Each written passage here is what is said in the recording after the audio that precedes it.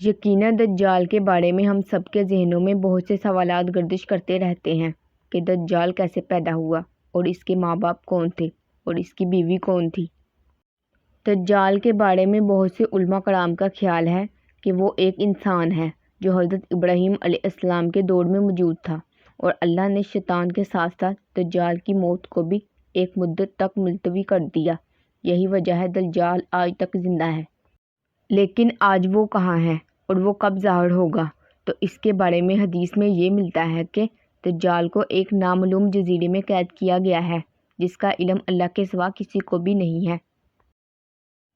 علماء کے مطابق دجال کا ٹھکانہ جاپان کے شیطانی سمندر میں ہے، جبکہ صحیح مسلم کی ایک روایت کے مطابق دجال کا خروج مشرق سے ہوگا۔ بہت سی حدیث میں ملتا ہے کہ دجال قوم یہود سے ہوگا اور اس کے پیروکاروں میں بھی زیادہ تر یہودی ہی ہوں گے۔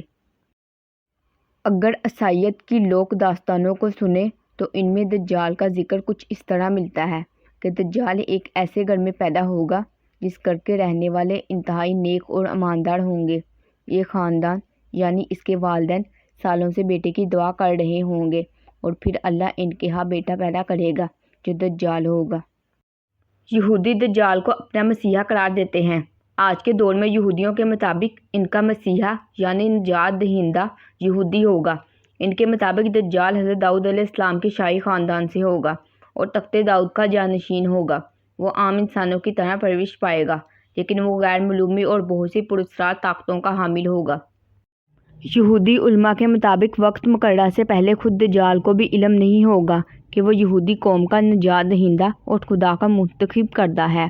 خدا اس کی آمد کے وقت اس کو اس کا مقام بتا دے گا، تب وہ یہودیوں کا نجات دہندہ بن کر انتہائی حیرت انگیز قوتوں کے ساتھ سامنے آئے گا اور دنیا بھر میں موجود دھکے کھاتے اور ذل و خوار ہوتے یہودیوں کو جمع کر کے اسرائیل میں بسائے گا۔ ان کے عقیدے کے مطابق وہ مسجد اقصیٰ کو شہید کر کے اس کی جگہ یہودیوں کا قبلہ تعمیر کرے گا۔ مزید ان کے عقیدے کے مطابق وہ تمام غیر یہودیوں کے خلاف ایک خوفناک جنگ کر کے ان سب کو ہلاک کر دے گا اور وہ حضرت داؤد علیہ السلام کی سلطنت کو شان و شوکت کے ساتھ قائم کرے گا۔ یہ سلطنت اسرائیل کی سرحد عراق کے دریائے فرات سے ہوتی ہوئی مصر کے دریائے نیل تک پھیلی ہوگی۔ پھر وہ تمام یہودیوں کو اپنی بنائی گئی خود ساز شریعت پر عمل درآمد کروائے گا۔ یہودیوں کی کتابوں میں درج ہے کہ خدا نے دنیا کی معیشت کو صرف حضرت داؤد علیہ السلام کی نسل یعنی یہودیوں کے لیے مخصوص رکھا ہے، لہٰذا ان کا ماننا یہ ہے کہ دجال ایک عظیم پیغمبر ہوگا لیکن حضرت موسیٰ علیہ السلام سے کم عظیم ہوگا۔ جبکہ ان کا مزید کہنا ہے کہ ساری دنیا دجال کی عقل و ذہانت اور طاقتوں کی وجہ سے اس کو بادشاہ تسلیم کر لے گی اور دنیا کے سارے مذاہب ختم ہو جائیں گے، صرف یہودیت باقی رہے گی۔ اب آپ کو واضح ہو چکا ہوگا کہ یہودی دجال کے بارے میں کیا سوچتے ہیں، لیکن یہودیوں کے اس نظریہ کے برعکس ہمارے پیارے آقا محمد صلی اللہ علیہ وسلم نے 1400 سال پہلے ہی بتا دیا تھا کہ یہودی دجال کو اس کی طاقتوں کی وجہ سے اپنا آقا اور رہنما مان لیں گے۔ اب پتہ چلتا ہے وہ ایسا کیوں کریں گے۔ لہٰذا آج دنیا میں جتنی بھی بدامنی ہے وہ یہودیوں کی جانب سے اس لیے پھیلائی جا رہی ہے کہ جلد از جلد اپنے مسیحا کو دنیا پر حکمران دیکھنا چاہتے ہیں۔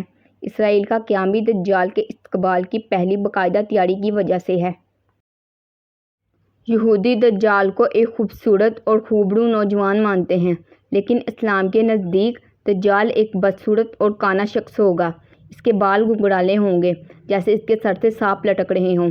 اس کی رنگت سرخ مائل ہوگی۔ اس کی پیشانی اور گردن بہت زیادہ چوڑی ہوگی۔ اس کا قد چھوٹا ہوگا اور کمر میں کھب ہوگا۔ اس کے باوجود وہ بہت زیادہ طاقتور ہوگا۔ وہ عام انسانوں کی طرح نہیں چل سکے گا۔ دجال ایک مرد ہوگا اور اولاد پیدا کرنے کی صلاحیت سے محروم ہوگا۔ اس کی پیشانی پر دونوں آنکھوں کے بیچ کافر لکھا ہوگا۔ دجال جنات پر قابو رکھتا ہے جس نے جنات کی نسل میں شادی کی تھی، اور دجال کے آباء و اجداد کا تعلق حضرت سلیمان علیہ السلام کے دور سے ہے۔ حضرت سلیمان علیہ السلام نے جنات کو قید کیا تھا، تو ان جنات میں دجال کی بیوی اور اس کے آباء و اجداد بھی شامل تھے۔ ایک معروف اسلامی اسکالر کے ایک آرٹیکل کے مطابق دجال کی پیدائش اس وقت ہو گئی تھی جب زمین پر جنات کی حکومت تھی۔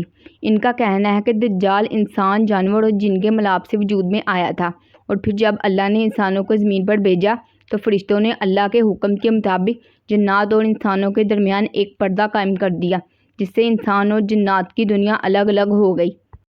فرشتوں سے جنگ کے بعد جنات کو مختلف جزیروں میں قیدی بنا لیا گیا تھا، لیکن ان میں سے کچھ جنات ایسے بھی تھے جنہوں نے فرشتوں سے بدلہ لینے کا سوچا۔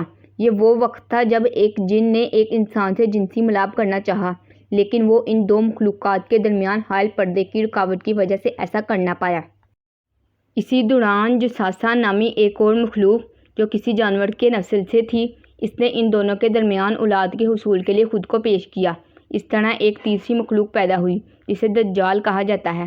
پھر دجال کو فرشتوں نے زنجیروں سے باندھ لیا تاکہ دنیا دجال کے شر سے محفوظ رہ سکے۔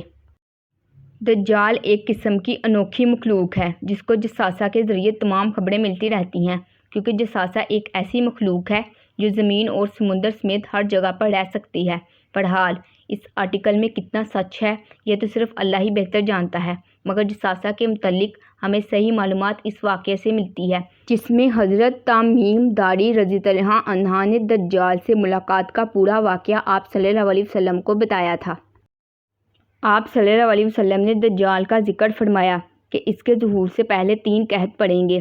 ایک سال آسمان کی 1/3 بارش رک جائے گی اور زمین کی پیداوار بھی 1/3 کم ہو جائے گی۔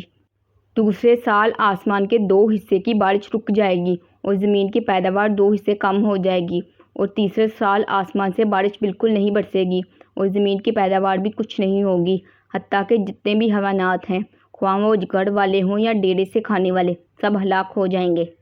بہرحال اس وقت دجال کہاں ہے اور کس حالت میں ہے، بے شک یہ اللہ تعالیٰ کے سوا کوئی بھی بہتر نہیں جانتا۔